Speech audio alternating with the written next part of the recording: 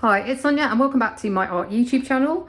There's going to be another sketchbook tour this week. This one is an Artesia mixed media sketchbook that I finished very recently. It's a little bit of a combination of loose landscapes and floral still lifes, imaginary still lifes.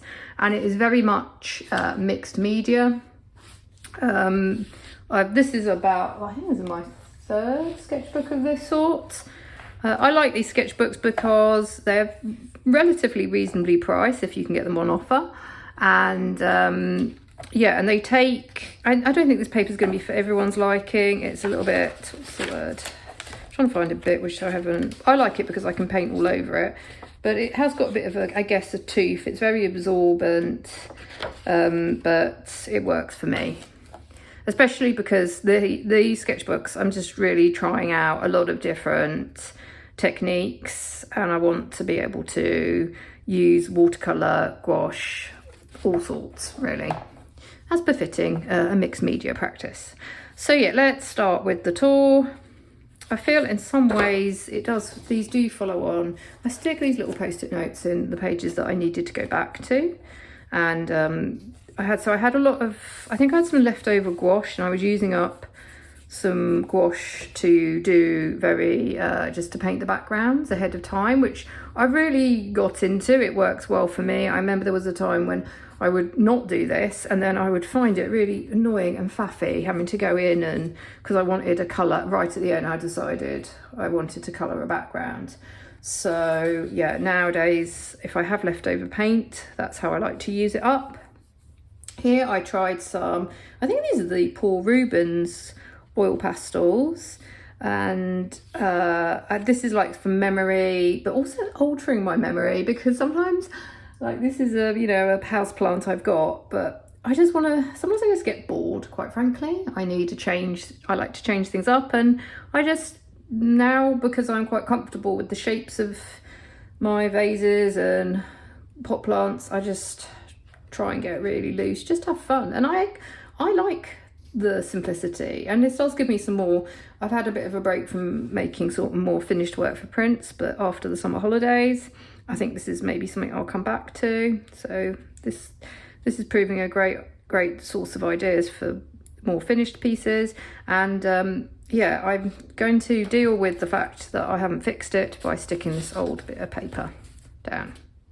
Here is, what is this? Is this gouache? I think this is gouache or acrylic gouache. And then I found it was quite fun to come on over the top with some Prismacolor pencils to like highlight areas. I guess these are very decorative pieces, but yeah, I get a lot of, I just tend to, as I've discussed before, I feel a lot of it is centered, if I use my art practice, it's for following my sort of passions or emotions, or and I've recently read the Mary Fedden book, and I guess that whole, like, looking at domestic items that we have around us. So I think sometimes her art was put down for being domestic or the provenance of women, but actually these are items in our house, still life. I think for me, there is something about drawing household items in the sense of home, a sense of, sometimes they have history. At the end of the day, we need to, like, you think about a table with food, we need to eat a lot of the time. A lot of our enjoyment is around maybe a family meal, or doing a nice display, making something look, I guess, attractive. But then you can also add those elements into your still life, some questions. You can put your own little spin on stuff, like maybe there's a bit of sort of decaying fruit, maybe the flowers are dying. I mean, as I say, you can put meaning, you can still put narrative, I believe, as I'm on a landscape piece, onto still life pieces too. And also within, the other nice thing I forgot to mention, oh yeah, I put weeds from the garden into the vase. So I was sort of just really loosely drawing some weeds. There's quite a lot of weeds. And I've also cut out, this is an old paper bag. You can sort of cut out meaningful scraps of paper and then stick them on So add layers. This was from ages ago for, oh gosh, I did this last year. So Zion National Park, the Watchman Trail. So I took some photos, and I've got my sort of more detailed, realistic gouache landscape book that I haven't drawn in that for a while. But in general, then sometimes when I've done a tighter sketch, I will go off, use up paint, or just feel like I want to go really loose. And I really was into sort of the pinks, like sort of squinting at my photo and bringing out the colours that I wanted to bring out. A Bryce Canyon hike. I liked this one, and this was the Grand Canyon view, and I liked it because I feel like I've added my own interpretation. It probably to someone else would not be reckoned. I wasn't trying to make it an accurate landscape of the Grand Canyon. I was just more looking, I don't know, bringing out sort of the layers and the sort of what's the word? Just trying to get a bit of the sense of the windiness of the sprawlingness of it all, the vista. But yeah, I really enjoyed doing this piece, and I like a lot of the marks on it, I have to say. This one I'm not so keen on. I think this one was a bit of a, I was using this is acrylic, and then I went on top with this dark blue, and I think this is Posca pen. I think I was experimenting with how Posca pen would turn up. It's a little bit, this I could come back to if I ever wanted to reuse a sketchbook. Same with this piece, I don't love it. Well, there's elements I like in it that I might use in future pieces. Like I kind of like that made up vase. Kind of like the wonkiness of that cup and this vase. I'm not sure what the background isn't quite, maybe I could actually rescue this piece by repainting the background. Here, these are Pentel, I know this. These were using Pentel oil pastels and doing some very loose drawings. It's a piece drawing with Caroline from The Joy of Drawing. I joined her workshop one morning. I'm not sure what I was doing here, to be honest with you. Playing around. Oh, this was from a local scene, Sketch on a Run, and I tried to, I had to keep coming back to this one, and I'm still not sure about it, but there's elements I like. I really like how I was sort of carving into the paint up here. I can feel the texture, and I was sort of going on top. I think these are jelly roll pens, like really just having a go at, I didn't read up on it, but what can I layer on top of other layers? This was still trying to use my hard pastels that I still struggle to use, that I don't love, but I wanted to have a go at smearing on, doing a brush pen drawing, and then just adding a bit of colour with light colour, which I've achieved. I feel it's quite delicately coloured Conte hard pastels that I've had for years. Another very mixed media loose landscape that I actually like this. I like the colours that are coming through these greens. Here I went, this was me absolutely going a bit crazy. I think I used several reference photos I sort of amalgamated together, and I just let myself really play around with some water-based markers. I was kind of like I was being led by, it's always a bit led by the materials in a way, and also led by making up, not wanting it to be the depiction of this photo. Like the couple of photos were very, I kind of just wanted my own sort of imaginary scene to build up, but I kind of still needed a bit of a reference image to get going. Imaginary. I just played around with, again, I don't know what this is. What is this? I think this is wax resist going on here. Probably should make notes on it. And a bit of oil pastel. Oh, I'm not, this one, you can tell, I've come back in, I've repainted and repainted and repainted, but I've left this one here for the time being. This one too, I don't know what, I think I was just experimenting with having a table and then changing, maybe a bit like that Mary Fiddles, or changing sort of size of objects. Or these, I think, I was thinking of 2 eggs, and then adding this, just really playing about with a scene, and so trying to get away from I guess it's sort of, I don't know, it's not, I don't know what, I'm not sure, quite frankly, but I played around on that page and it was fun, keeping it super minimal with sort of pen here with markers. Another I think sort of following on from that other scene, this one, trying again to just add all the different media I have on one page, but more focused. I think this is meant to be like from a snowy scene, more focused on areas like just highlighting, bringing out the different sort of dashes, like not really pushing the scene, but I kind of know where this was in my mind. I feel like I want to come back. I don't like this vase, to be honest with you, but I kind of like this area, and I like that cup. It's one of our coffee cups that I feel like I paint again and again and again. Not sure what I was doing here. Probably could come back and paint over that. Oh, this was, I think it's the Mersey, when a UK photo from when I was back at home, and I just wanted to go super loose because I think I'd painted the scene a little bit tight with gouache. Just playing around with, I guess, yeah, like sort of looking down that plate, you're sort of looking down on the 3 apples, but I don't have to keep to that perspective. I've changed it. I'm going really, what I really want to like sometimes that sort of outsider, primitive, very naive art, or just not having to keep to, I feel, especially in this day and age of, oh gosh, I guess I've been very influenced to loosen up and to have very sort of, well, some people might say ugly, totally non-perfect art because of the whole, I feel I've never really been, I have to say, maybe I totally understand why people like doing digital art or art on Procreate, but I have never really been drawn that way. And especially now with, you know, when I was online a lot, seeing a lot of AI art, I don't want to do, I kind of feel I'm going, there's this part of me that wants the handmade and the obviously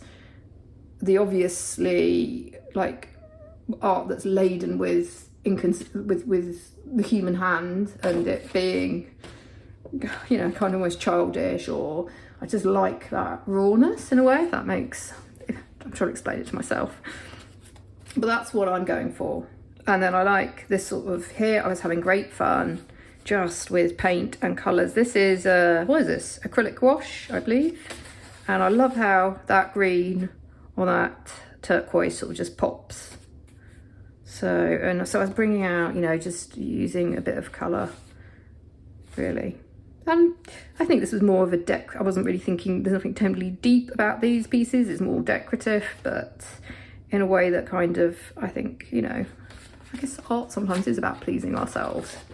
And then hopefully pleasing others, but I feel it's always better when I set off with that, trying not to necessarily draw for other people. What's this? Mixed media from a photo of Portola Valley. Started with collage. Oh yes, this is helpful. I've been trying, when I do remember this, so that I know. So I started with these bits of collage, and then I used marker, crayon, ink tints, and gouache. And there was a path, and I think I really wanted that neon to highlight that area. See, I really like this spread, and I think it's the simplicity, and that I haven't, yeah, I've kept the white background, just the colour, and then very basic. Those were some daffodils, I think I had a vase of daffodils that I drew and drew and drew again. And I was like, well, I've drawn them as flowers, I'm going to draw them as the subject of a vase on top, and I like that.